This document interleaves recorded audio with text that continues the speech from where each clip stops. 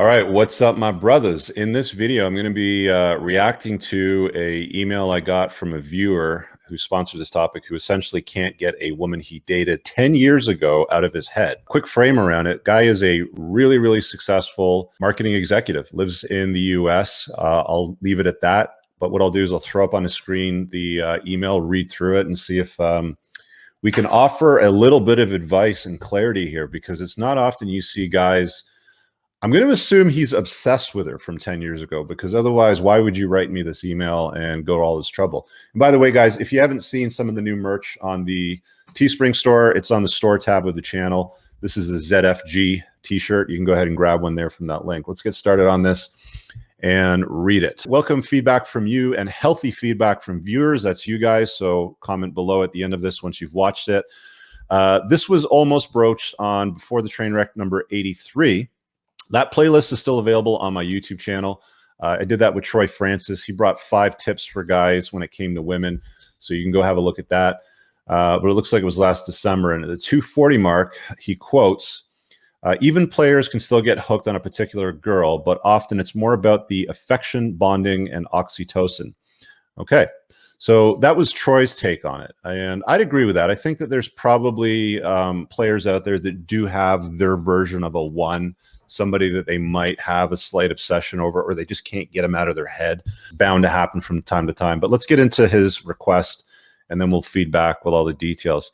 Anyway, to start, I believe women are solipsistic and hypergamous. Solipsism just means women have a hard time seeing past their own nose. Their world is girl world, and that's what matters the most. Hypergamy essentially means dating across and up on the socioeconomic scale. Men are not hypergamous. Women are exclusively. He also says, I believe in Berfolt's Law. If you don't know what Berfolt's Law is, there's a card I'll put up on the top right. You can watch that later on a video I did on it. But to sum it up, that's essentially done the best way with Chris Rock's soundbite from his stand-up Tambourine. I think he said, only women, children, and dogs are loved unconditionally. Men are loved under the condition that they provide something. Great stand-up. I think he did it just after he went through his divorce, so you can check that out. He has an abundance mentality. There is no relationship equity. She was never mine. It was just my turn. So, you know, all the standard sound bites that you'll start to hear out there. I do not believe in one-itis. There are no unicorns. So he says, I dated a woman 10 years ago, went on, we were great. Then she ended the relationship. Wait for it. A month after I lost my job in corporate restructuring. Shocking, right?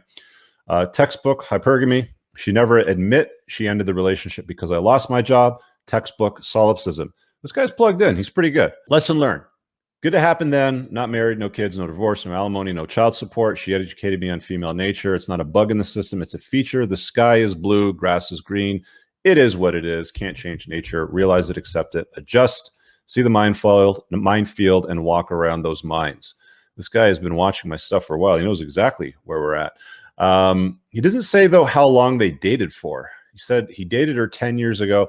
I'm assuming that if you're making mention of it, it's going to be at least a year or two. Otherwise, why would you even bring it up? So let's call it a LTR. It's not a plate or short term sort of thing. Let's call it a long-term relationship. Anyway, it was at the start of my red pill journey. So we had a few years of intermittent contact. By the way, guys, when you get this intermittent contact from a woman that dumps you, she's usually kind of like poking her head over the fence, just kind of like, hey, what's going on over there? Just want to see if the grass is greener. It's pretty common, right? Like you're going to get old flings or old dates, old LTRs that you've seen in the past, sometimes check in with you. Hey, how you been? See, blah, blah, blah, all that sort of stuff. That's why they're doing it. It's because whatever they had going on or whatever they left you for probably didn't pan out, or they told her to pound sand, something along those lines. But that's typically why it ends up happening. So a few years of intermittent contact. As I got more red pill wear, that ended. I do not believe she's a one. I don't believe there is a one. I have and will date other women, never compared those to her, and enjoy those relationships for what they are. So it sounds like he's doing pretty much okay. Having said that, there was something about her I can't let go of. It's like she left a mark that I can't scrub off. I'm very left brain, logic driven. We're not getting back together. That trash was dragged out to the curb and isn't coming back in the house. And yet, I don't know if it was the affection, bonding, oxytocin, but it was 10 years later, and I still think about her. My left brain logic sees it for what it is, and is really bothering by not letting it go.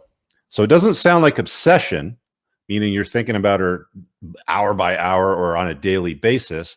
It sounds like bothering, not so it's not quite obsession, so it's not too bad. I'm stuck. Why haven't I been able to let it go? How do I let it go? P.S. This request does not require feedback on attraction or desire from the opposite sex, but if context helps, 5'9", 165, 39-inch chest, 31-inch waist, late 40s, good shape, runs marathons, never married, no kids, MBA, good job. Career setbacks from multiple corporate restructurings took time, but fortunate to find something comparable, better each time. Current role is 6 figures, best version of myself.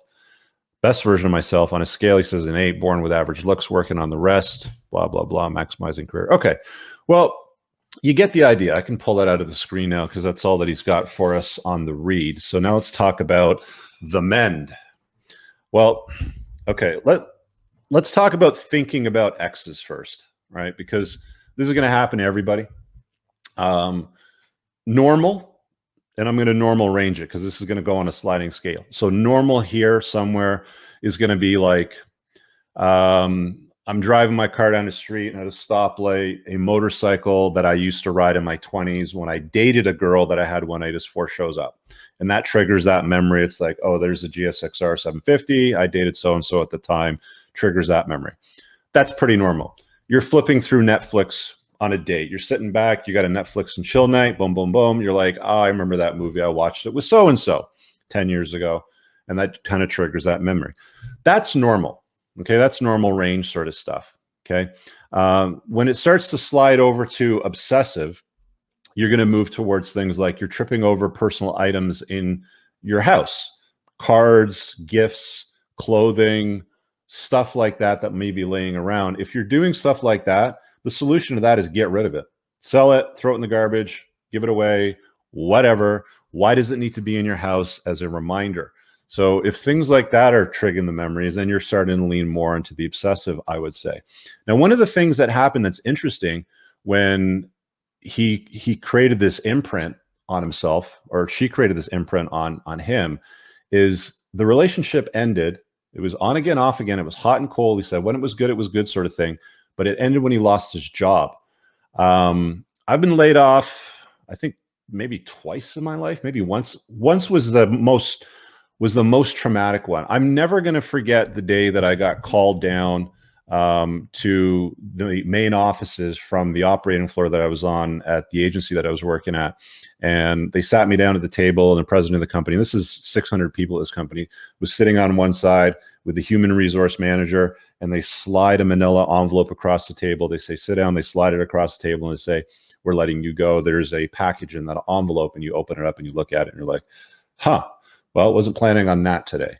It leaves an imprint, you know, it's traumatic. And I think because when you got laid off due to the restructuring at that time, and then she bounced on you, that's like a double whammy. It's like, I couldn't imagine having that happen to me. I think I was dating a chick at that time, if I'm not mistaken. And our relationship, it was in November, and I think we broke up in January or February. So not immediately around the same time. But I ended up dumping her. Like, it just wasn't working out. It was a pain in the ass, and I had my money sorted and everything else was a-okay. So it wasn't that big of a deal. But if you're getting let go due to a large corporate restructuring, being somebody like he is, you know, we're talking about a marketing executive, high level stuff, like C-suite type of stuff. Okay. We're not talking like, hey, you know, we're doing basic internet marketing for, you know, the pizza place around the corner. This is a marketing executive for well-known companies. You know, I've got a link to his, LinkedIn. So I've seen what he does and who he's worked for and worked with. That's going to be traumatic. That's going to leave an imprint. So it's like those two things together it's probably not just her, you know, to be honest with you, it's probably that termination of your role, you know, your identity, and her bouncing at the same time, which has probably left that memory of her. The fact that she left you when you were at your low is obviously not going to be useful. It doesn't solve that problem. Better women will stick around. If they believe and trust in you and you've got a good type relationship, they'll stick around and they'll support you through that part. Women that are pretty much already on their way out, one leg is outside of the relationship, maybe she's considering options, she might have backup plans. There's other things, you know, to contemplate. But when women leave very, very quickly, when you get terminated for something like that, they already kind of had it in their mind that things were winding down for them. They just hadn't told you yet. So it just happened to be an inconvenient collision of those two things. So there's that to deal with, or at least acknowledge anyway. So coming back to the scale, we're talking about personal effects on items. Chuck that shit out. Now, if all that's gone and you're still thinking about her on a regular basis, I'm talking anywhere from once a day or more, but once a day to once a week or so, once a month, not so much. It's kind of sliding down the other side of the scale, but once a day to once a week is a little bit too much. That's something with your subconscious mind that you can probably fix, believe it or not. So you've already adapted, you know, the rational mind. You've read the books. You've read my book. If you haven't seen my book, guys, it's pinned in the top comment. The Unplugged Alpha is on Amazon in print, Kindle, and Audible. I narrated it myself. It's a quick read, excellent content in it. Distills pretty much everything on my channel over the last number of years. So guys have got a ton of value out of it. It's a bestseller in its category. So you've done the rational work. You've become awake. You've digested all the material. Now your subconscious mind is screwing with you, sounds like. So what I would recommend for that is probably something along the lines of hypnotherapy. I've used it myself personally. I found it very, very useful. What I'll do is below in the top comment, I'll put the link to my friend Ryan's hypnotherapy service. I think it's called Hypnosis for Men. I can't remember the exact URL right now, but I'll grab it and put it down there. I'll also email it to my friend when I send you my response, the unlisted response, so you can take a look at that. But it's not expensive. You can definitely afford it. Might take an hour and a half of your time. He'll put you under, get to the root of the limiting belief that you have, basically unplug it, repackage it with some shit and throw it away, and then plug in a new belief system that supersedes that. It can be quite effective. So it's worth a try to solve this problem, because if you've gotten to the point where you're like, I've read the books, I've watched your, I've watched your streams, your casts, everything that you've seen, but I still can't get her out of my head, I still think about her, is what you said, then there's the subconscious part of the mind that you need to deal with, which is holding on to something. And it might tie into you being terminated at that time. It might tie into something to do with self-worth. You'll probably find when you're done with Ryan, you're going to find that there's probably tying into something around self-worth, because around that time, the termination plus her bouncing on you, it is what it is. I mean, guys, I'll say it again, women hang out at the finish line and they pick the winners. And if you're not at the finish line, more often than not, there's going to be another guy that's at the finish line. And if she has the opportunity, because she still has beauty, youth, and attraction and sex appeal on her style, it's entirely possible that the clock will tick down to the end of that relationship if you're not sitting at the finish line for the most part. So, like he says, sky is blue, grass is green, water is wet. It is what it is. Don't get mad at women. That's female nature. Just understand it, seek to understand it, and then apply it in your life. So those of you that have experienced this yourself personally, give it a comment below. What would you do? How would you react to a situation like that? What's your advice? In the pinned top comment, there's a bunch of useful links for, again, my book, one-on-one coaching, joining my community, all that good stuff. So have a look at those. And again, if you want to grab some of the new merch, I picked up one for myself, the ZFG reminder. It's probably a good reminder for this reaction to this guy's email, though, right? Because you've really got to learn how to give fewer F's for stuff like this.